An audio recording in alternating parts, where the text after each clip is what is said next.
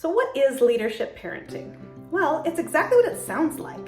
It's applying leadership skills to your parenting style. And like leaders, there is no one-size-fits-all option to parenting because every team is different and every family is different, and you have to find what works well for you. But good leaders are the expert on their team, and they know what works well for their team, and they know how to get them to reach the goals they've set. So this is what I'm going to try to help you do this week. So the first leadership strategy we're going to talk about is good leaders listen to their teams. Our kids are constantly communicating with us. Sometimes they use words, sometimes they use other methods of communication. It depends largely on their age and the moment. They're always communicating. So we as parents have to listen to them. We need to understand what makes them tick, what their interests are, how we can reward them. If we don't listen to them, we're not going to know those things. Knowing what your team likes, dislikes, what they're interested in, this is essential information to reaching your goals as a family. And our kids have amazing things to teach us.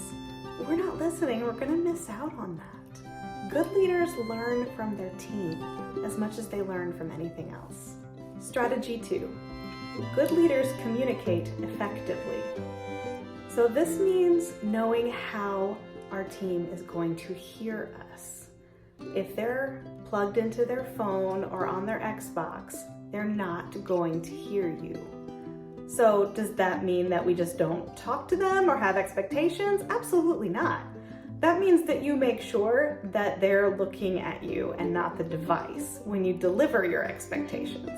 Don't expect people to know what you mean. If you tell them very, very clearly, then there's no room for interpretation. So be specific. And yes, this is a lot of work sometimes.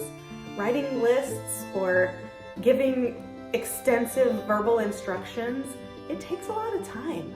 But if you want to make sure that people understand what you expect of them, you have to put in the time. It's important and it works. Be aware of how you deliver your expectations. If it's something that's important to you, you need to make sure that your people understand it. So don't be on your phone and throw out some half-handed comment and expect them to think it's a big deal. Also, if your kids are wearing headphones, they're not listening. And finally, good leaders set a good example.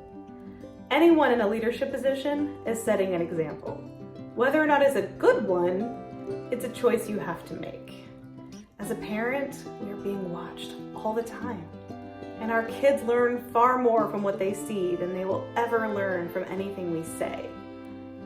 So you have to be aware of what you're doing and be aware of what you're asking your kids to do. For me this week, it's being conscious of picking up my room. I ask my daughter all the time to clean up her room. And if my laundry's on the floor, what kind of an example am I setting? So we have to be aware of those things and make sure that we are practicing what we preach and setting a good example. To recap, the backbone of leadership parenting is that you are the expert on your family. Your job is to guide them to reach the goals that you have set together. So in order to be a good leader, we're going to listen to your team.